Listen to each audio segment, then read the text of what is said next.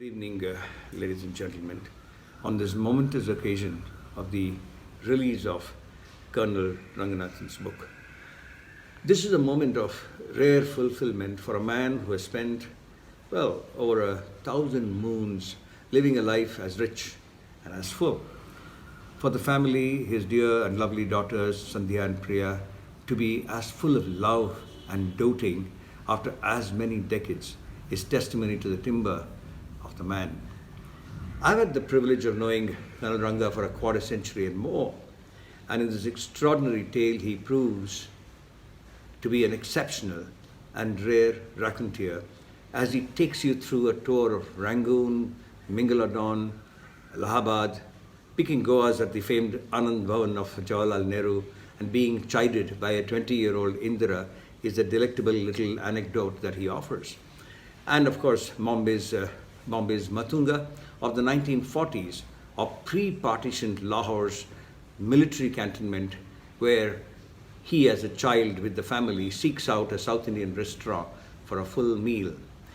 It's an endearing vintage view of a family which was bonded, of a father who led from the front at home and at his work as a service officer in the British Army, and of a mother who quintessentially served as the emotional anchor for a family that extended beyond the children to next of kin and to the many friends and colleagues of his father's contingent, no matter where they were stationed. It's a story of bonding, of character and integrity, and of sage learning that he reduces with his charming lucidity to simple homilies that stay with you after you put down the book. There are many who have lived long lives and carried hordes of memories of such nostalgic times before and after independence who are still with us today. My father is one at 92 or 93. But to be able to spin little stories out of such memories that capture the essence of the era and the minutiae of moments with as much fondness is a talent that Colonel Ranga displays in happy abundance for any reader, young or old. The little warm vignettes of a time that is well past and that had an enduring also, and chimeric quality is captured with elegance and simplicity in a set of simple tales well told.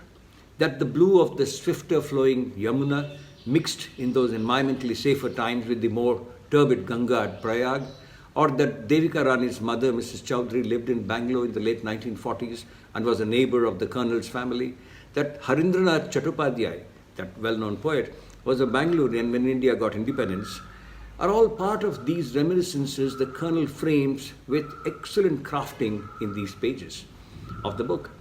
I can imagine him reading and rereading the sections to turn and shape the right phrase on every sentence of every page.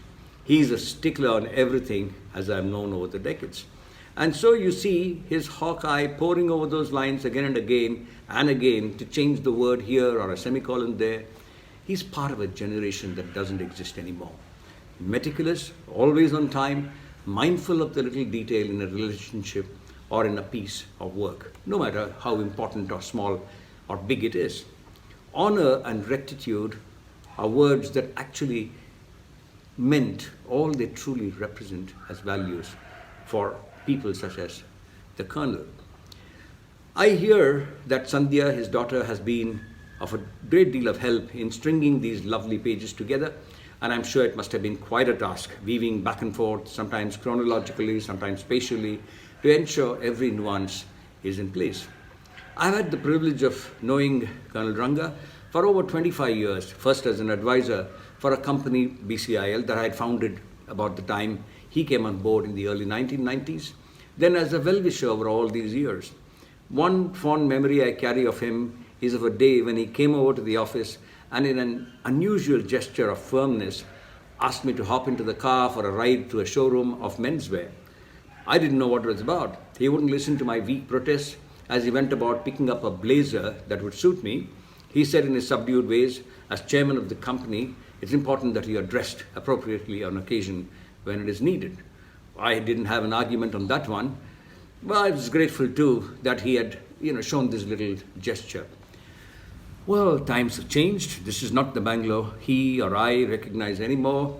Many buildings that this generation will know where lands that the colonel identified, checked legal documents for authenticity, spent hours preparing both the buyer and the seller on the prospects with great transparency. The land where the Park Hotel stands off MG Road, or the one where the Orchid Hotel stands, are land parcels he advised on acquisition. Many more such buildings in the city stand on lands he picked and cleared, and are mute testimony to his skills in securing such hygiene on legals of such purchase. He brought integrity and attention to detail that is rare. What can I say? He's part of a generation that was inspired by men of rectitude. He was one who inspired strength and direction to those who crossed his life. He was, in a sense, an idiom of integrity that rarely was reciprocated by those people with whom he had to transact. His Spartan lifestyle and his measured approach to all things in life has been his secret to longevity. That he is unrelenting in his battles is evident these last few years as cancer sought to take a toll, but no, not with him. He's had the last word so far. His careful regimen and his robust young years stand his health and his system in great stead. Colonel Ranganathan, my sincere and warmest best for another year of peace and pensive thoughts from you, of reflection and of good and inspiring work. You have a lot left in you to offer. I know that, we all know that.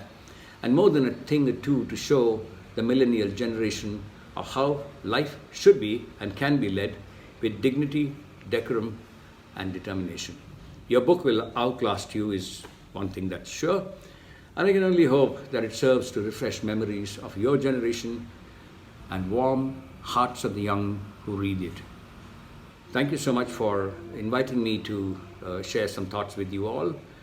I wish once again the very best for this day and for this book. Thanks once again.